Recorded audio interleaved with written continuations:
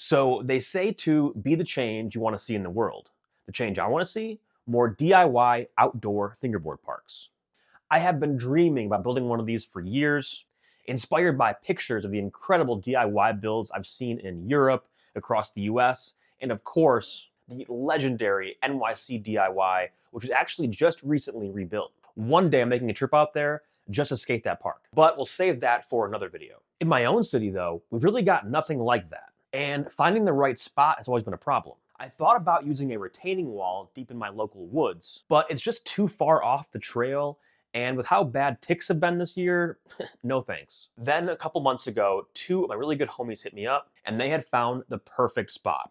They wanted to know if I would help build, and I was absolutely in, no hesitation. So the spot they found is actually part of a DIY skate spot, but my friends went above and beyond in cleaning, sweeping, and even cutting weeds, so we had plenty of room to work. And I gotta say, big shout out and big thank you to Brad, aka B13FB. He runs a flooring company, so he pulled up with a truckload full of gear, and he thought of absolutely everything, and lots of things that I didn't. Between the knowledge he brought and the tools, and this probably wouldn't be possible without his help. This also wouldn't be possible without the idea, so big shout out to Alan and Duncan for coming up with this whole thing, and for actually pushing us to make it happen. This is definitely one of the coolest fingerboard related projects that I've worked on, and I'm super happy to have worked on it with these homies, because they're really great people.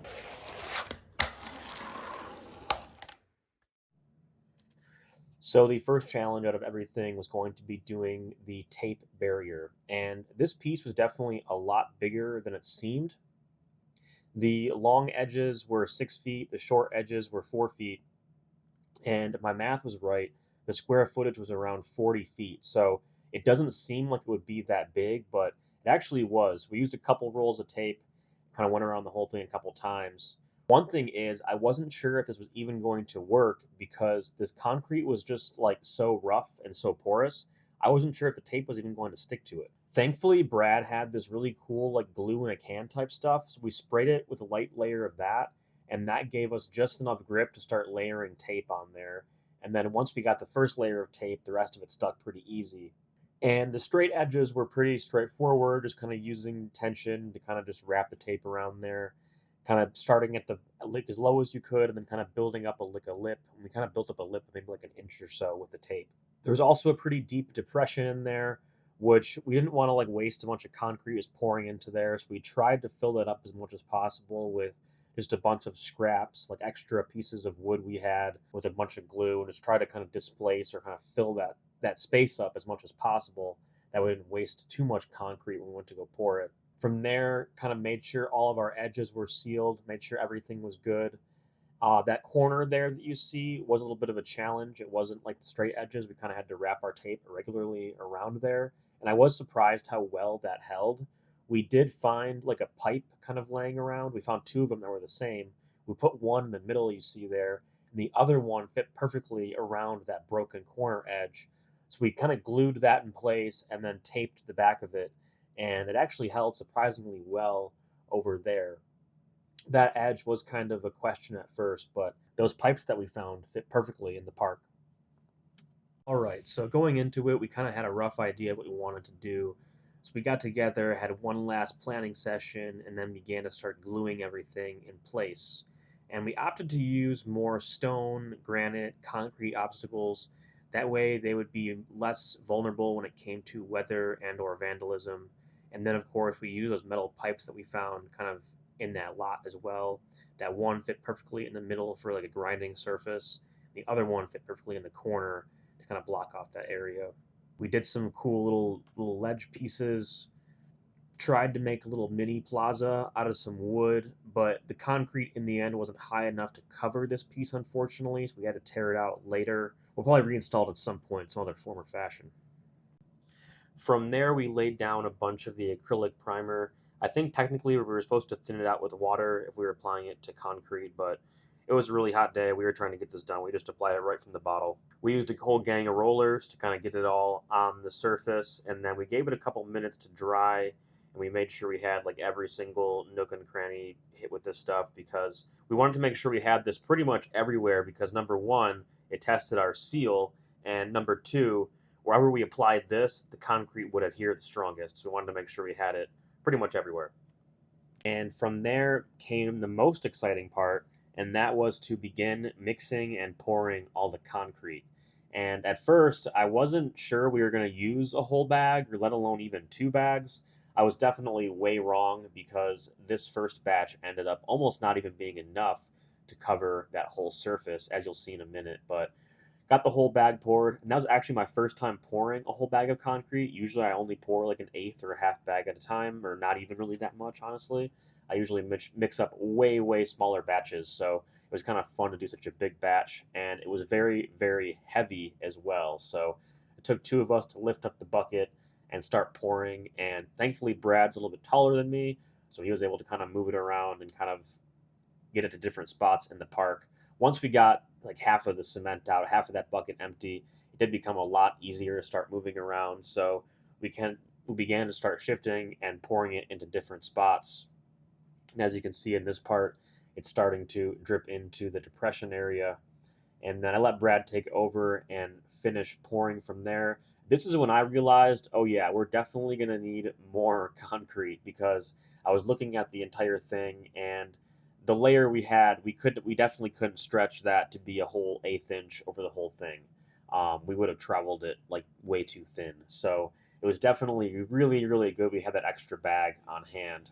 So we mixed that one up, which I didn't get on camera, and we began to do another pour on the other side to kind of start filling that in. Now, here was our great cement spill. Now, I wish I got more of this on camera. Unfortunately, I didn't, just because we were trying to fix this as quick as possible. We didn't want to lose any more cement than we did. But one part of our seal, our tape barrier, wasn't perfect, and we had liquid cement pouring right through. So thankfully, we caught it when we did, put a bucket there, and we caught a majority of it, and we were able to somehow repair it with extra layers of tape and a piece of scrap metal that we found in that yard. And then from there, we all grabbed trowels and began troweling the cement into the empty parts onto the other side, away from that leak. And we used a self-leveling mix, so even in the rough spots, it did end up leveling out pretty good, like enough to roll on. So, and this stuff dries quick too. So after an hour or so, I took my fingerboard out, just kind of did a quick test on it. I could see it wasn't fully dry, but it was at least dry enough to kind of test out and see kind of how it felt. And I was very stoked because, like I said, even in those rough areas, it still felt really good, still felt pretty smooth. After another half hour or so, began to do the ribbon cutting, if you will, and that was the removal of all of the tape. So this was super fun. We had some more people there by then. We ripped all that tape off, and we got to see the actual layer of cement kind of on top of there, and it looked really cool. It was much smoother now, and all of our obstacles were permanently on there. It was cool. We were drawing a little bit of attention, but it's all good. People seem to be like pleasant. People seem to be interested in it, like in a good way and all that. So we definitely had to do some work to it to kind of get it finished up, but for that day, it was looking really good. So we figured we would kind of do some kind of rough surfacing to the edges and then leave it to kind of cure over that week. And then we kind of come back the next week and kind of do some final sanding and clear coating and all that good stuff. So here's Spencer kind of going along the edges, getting rid of any excess cement. Had to do that to make it smoother. What up to Spencer's dog? Very cool little homie. He was hanging out with us in the sun, and it came out awesome. The real question would be how it would weather over the next week. We did have one trouble spot when we returned the following week, and that was the piece of wood we used. Unfortunately, it warped underneath the concrete, and the concrete just was not thick enough to cover it, so it kind of like tore up a whole layer. So we ended up sanding everything best we could, and then in the end, we actually tore that one out. We're going to replace it eventually. We also had to address the metal spot that we used to fix the leak that we had. It was a little bit sharp in one of the edges, but we did kind of like the aesthetic of it and how it looked and all that. Like it wasn't like didn't look bad or anything. It was just a little bit sharp on one edge. So Brad used his saw to kind of cut into it, cut away the sharp areas, and then used a hammer to kind of hammer it, down, make it dull and not, as sharp as it was. We brought a bunch of water bottles, did some, basic wet sanding to the surface. Any spots that were rough kind of got wet sanded over, and I kind of made them a little bit smoother again. And then we let everything dry. We also kind of gave some spots a clear coat as well. We brought some like Krylon clear coat or something like that. So we kind of applied that to the metal areas and some of the granite, I think, too. And then we sanded down the edges just so you wouldn't like cut up your wrists or anything trying to like, assess this thing. And I gotta say, it turned out super, super cool. There's a lot of possibilities here. I think it's gonna be a great spot to meet up at, and it's definitely gonna add a lot to the local fingerboarding scene. So I'm super hyped. And here you can see our little mini fire campfire that we made here because our depression area, what we filled it with, actually floated up and gave us this weird little area. So Brad had a creative idea to just make it a fire pit. So we were like, hey, yeah, let's do it.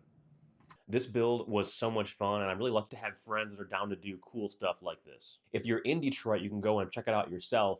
It's over at the intersection of Wilkins and Orleans. If you like this video, please hit the like button, subscribe, and share. Don't forget, I post new fingerboard content every single week, and that's about it for this video. Thank you so much for watching. Keep shredding, and I'll see you again soon. Peace.